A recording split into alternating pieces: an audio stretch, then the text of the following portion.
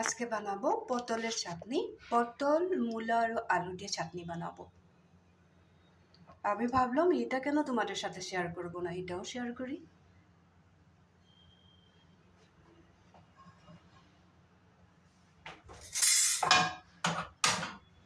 গ্যাসটা জ্বালিয়ে নিলাম, একটা ননস্টিকের প্যান বসিয়ে দিলাম। এখানে কিন্তু সাদা তেলই ব্যবহার করবে। যদি পারো আচারের তেল বেশি থাকে না, ওখান থেকে একটু তেল ব্যবহার করতে পারো, খুব বেশি টেস্টি হয়। আমি একটু সরষের তেল দিয়ে দিলাম।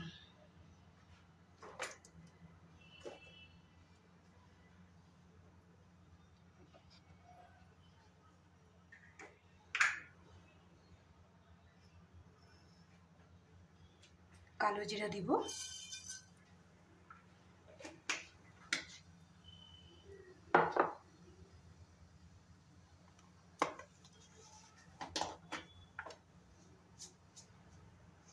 আমি সব কিছুর মধ্যে একটু কম বেশি পরিমাণে আজওয়াইন দিয়ে থাকি। কেন দেই? যাই খাই তাই হজম হয়ে যায়, যার জন্য দেওয়া হয়। খুব কম দিলাম, খুব ভালো জিনিস।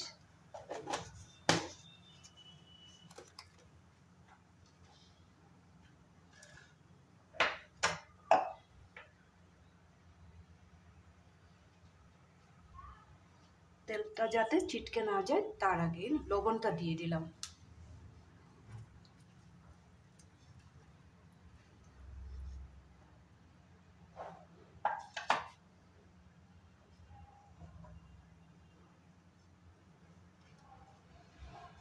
এখন এখানে রেডি করে রেখেছি লেবু, কাঁচা লঙ্কা, গোটা রসুন, পটল, সামান্য পরিমাণে মূলা, একটু আলু, ধনেপাতা, পেঁয়াজ। পেঁয়াজ আর ধনেপাতাটা পরে দেব, এখন দেব না। ফার্স্ট টাইম আমি চিলকা উঠায় নাই, এইভাবে রসুনটা দিয়ে দেবো।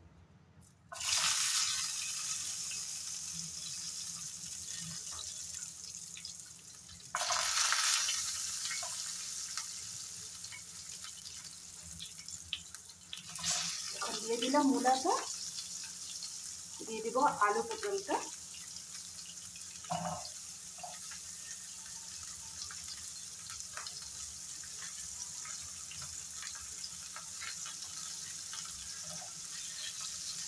কাঁচা লঙ্কাটাও দিয়ে দেব।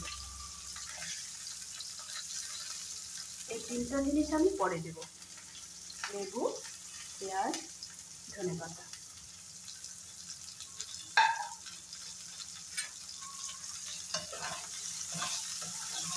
আর এখানে কোনো কিছু দিব না, একটু সবুজ সবুজ থাকবে জিনিসটা, ধনেপাতাটা আর একটু বেশি করে দিতে লাগে। দিব আমি খুব সুন্দর করে এখন জিনিসগুলো যাতে একটু পুরা পুরা ভাব হয়, এইভাবে ফ্রাই করে নেব। পটলটা আমার ভাজা হয়ে গেছে। পটল, মূলা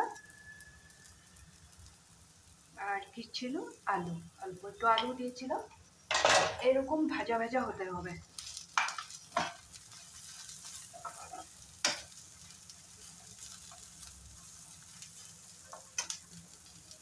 এখন এখানে দিয়ে দেবো একটু চিনি।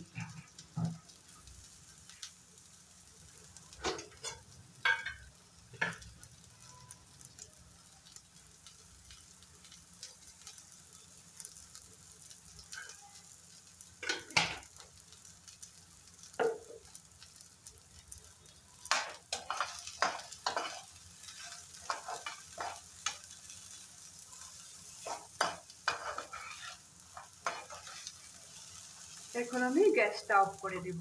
গ্যাস অফ করে দিলাম, ঠান্ডা করে নেব। ঠান্ডা করে আমি চাটনিটা বানিয়ে নেব। এই ধরনের হতে হবে, যাতে ভাজা ভাজা হয়ে যায়। মানে একটু পুরা পুরা ভাব যদি হয়, খুব বেশি টেস্টি হয়। এখন ঠান্ডা করে চাটনিটা আমি মিক্সিতে দেব।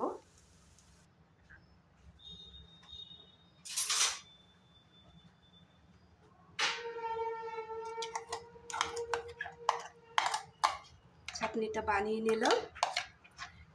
এত বেশি টেস্টি হয় না, কি বলবো। তোমরা একদিন বানাবে এইভাবে। রেসিপি তো বলেই দিয়েছি। একটু মূলা, পটল, আলু আর কালো জিরা, রসুন সোমবারে দিবে। কাঁচা লঙ্কা একটু বেশি করে দিবে, শুকনা লঙ্কা দিলেও হবে। খালি গরম ভাতের সাথে এইভাবে বানিয়ে একদিন খেয়ে দেখবে, তারপরে বলবে। এখন আমি এখানে একটু লেবু রস দিয়ে দেবো।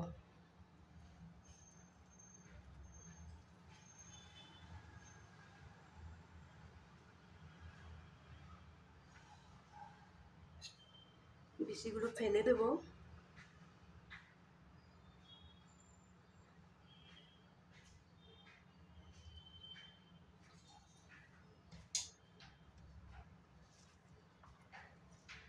এখন সাইডে সাইডে দিয়ে দেবো কেটে রাখা পেঁয়াজটা। খাওয়ার সময় মিশিয়ে নেব। একটু দিয়ে দেবো ধনে পাতা।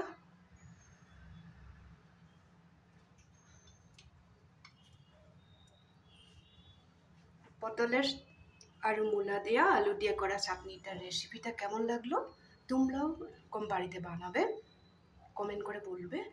গরম ভাতের সাথে খেয়ে দেখবে, খুবই ভালো লাগে।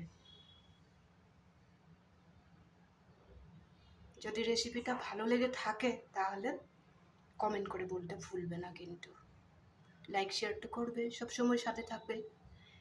রাখি তাহলে।